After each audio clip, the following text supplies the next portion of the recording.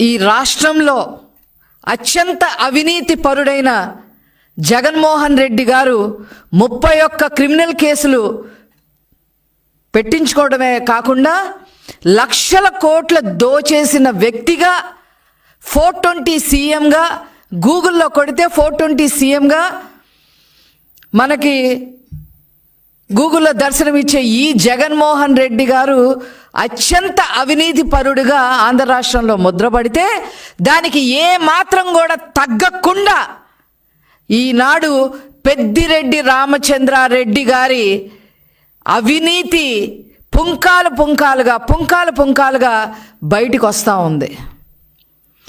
ఈ పెద్దిరెడ్డి రామచంద్రారెడ్డి పగలేమో పూజలు, రాత్రంతా కూడా దోపిడీలు. ఇది ఎక్కడ కూడా ఇలాంటి స్ప్లిట్ పర్సనాలిటీని మనం చూడం. ఒక్క పెద్దిరెడ్డి రామచంద్రారెడ్డిలోనే ఈ స్ప్లిట్ పర్సనాలిటీని చూస్తూ ఉన్నాం.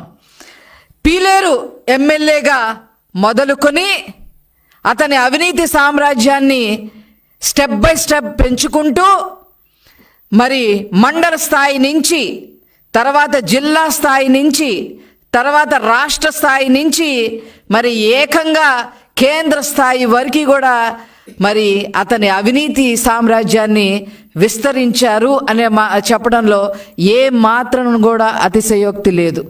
నేను ఏ పాపం ఎరగను, నాకేమీ తెలీదు అని చెప్పి పెద్దిరెడ్డి రామచంద్రారెడ్డి గారు ఈరోజు మరి మన ప్రెస్లో మాట్లాడటం మనం చూస్తూ ఉన్నాం. శాండ్ మాఫియా మీరు చెయ్యలేదు అని మీరు గుండె మీద చెయ్యేసుకొని చెప్పగలరా?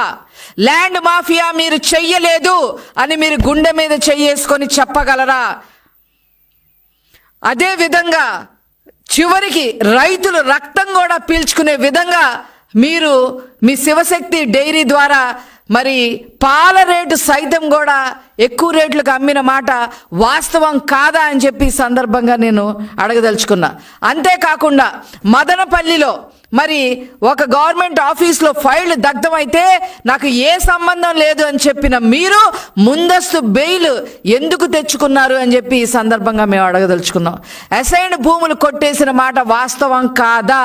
ఇరిగేషన్ భూములు కొట్టేసిన మాట వాస్తవం కాదా? శాండ్ మాఫియాలో కోట్లు సంపాదించి అవినీతి సొమ్ముని కూడగొట్టుకుంది వాస్తవం కాదా? ల్యాండ్ మాఫియా ఎక్కడ పడితే అక్కడ ఎకరాలు కొట్టేసి కోట్లు దండుకున్న మాట వాస్తవం కాదా అని చెప్పి ఈ సందర్భంగా నేను అడగదలుచుకున్నాను.